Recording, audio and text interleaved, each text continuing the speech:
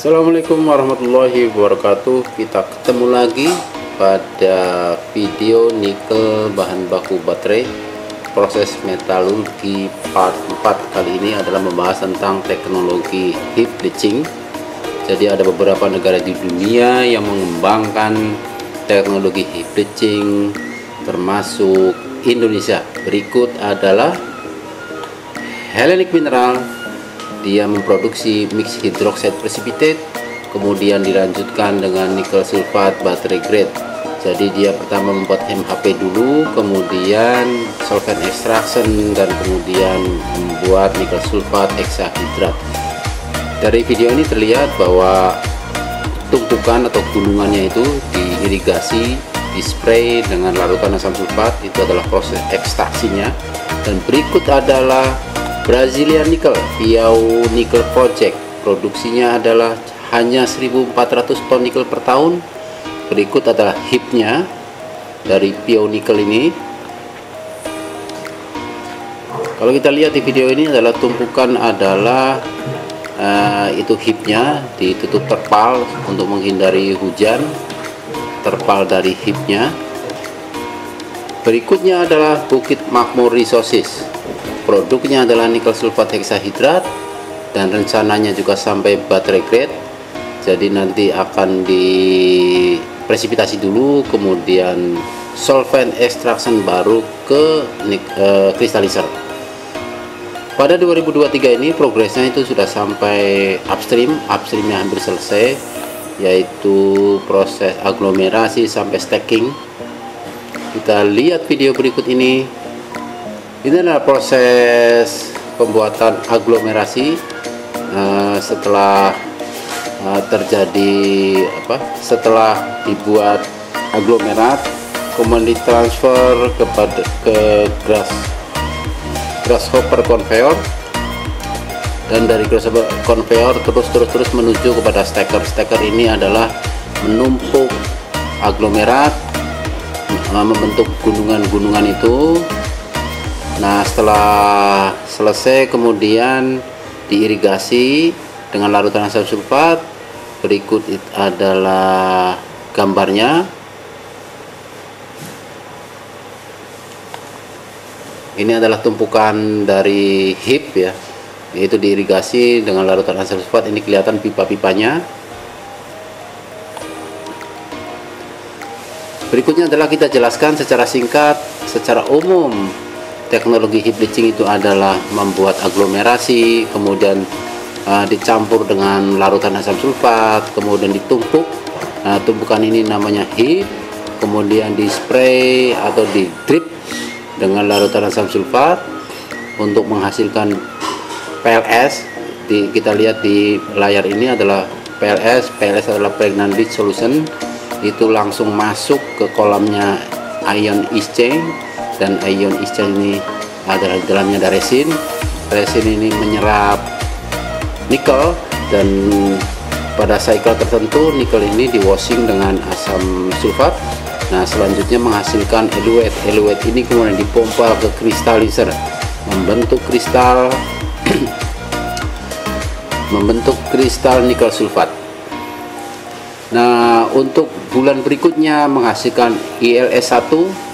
Lihat di garis tengah ada ILS1. ILS1 ini mengandung besi tinggi sehingga perlu di iron removal.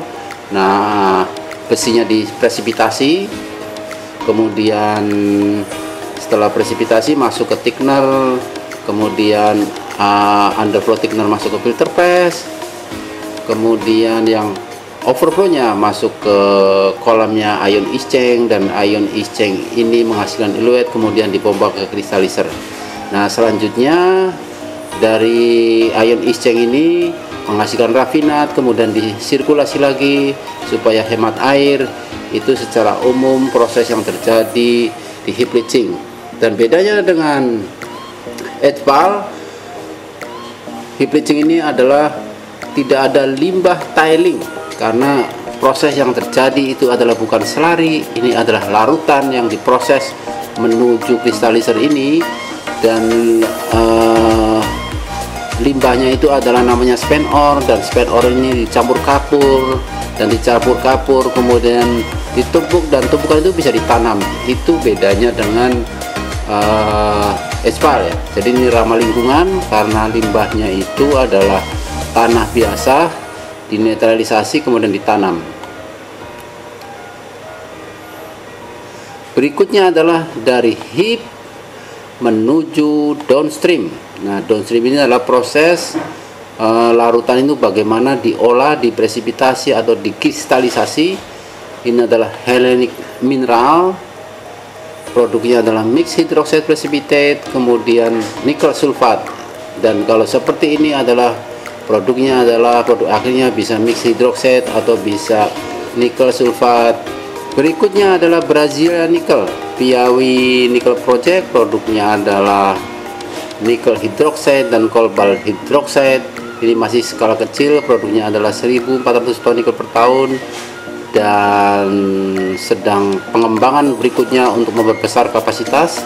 Berikut adalah downstream plan-nya, yaitu unit pengolahan menjadi hidroksidnya. Berikutnya adalah Bukit Makmur Resources. Produknya adalah nickel sulfat dan planningnya sampai baterai grade, dan sudah dibangun dan sudah operasi pada trial komersial untuk upstreamnya. Berikut adalah videonya. Ini adalah aglomeratornya, kemudian masuk ke grasshopper conveyor, selanjutnya di stacking menuju stacker untuk membuat gunungan tumpukan, dan dari tumpukan ini di drip, diirigasi dengan larutan asam sulfat. Berikut adalah video downstreamnya. Ini adalah dari ILS1, dari upstream masuk ke neutralization dulu untuk membuang besinya sebelum masuk ke ion exchange. Ini adalah ion exchange yang bulat-bulat itu, vessel tabung-tabung itu adalah ion exchange. Dalam ada resin yang menyerap nikel. Produk dari ion exchange ini adalah eluate, kemudian eluate dipompa ke unit crystallizer. Ini tower ini, tower structure ini ya ada isinya adalah vessel unit crystallizer yang menghasilkan kristal nikel sulfat. Berikutnya adalah kita bisa bandingkan bagaimana kompleksitas antara HPAL. Silahkan lihat di part 2 dan part 3. Beda dengan heap leaching. Heap leaching adalah membuat tumpukan, gunungan, kemudian diirigasi, jadi bekerja pada temperatur rendah dan kemudian tekanan atmosfer. Resiko yang terjadi itu adalah lebih kecil dibandingkan HPAL, dan kita bisa lihat di sini adalah slurry. Itu adalah yang dilakukan di HPAL, memproses slurry, sedangkan heap leaching itu adalah memproses larutan yang berwarna hijau ini. Kalau kita lihat dari prosesnya dari part 2, part 3, silahkan lihat part sebelumnya. HPAL itu jauh lebih kompleks dibandingkan dengan teknologi heap leaching. Demikian video kali ini. Kita akan lanjut pada video selanjutnya tentang teknologi RKF nikel mate. Demikian, assalamualaikum warahmatullahi wabarakatuh.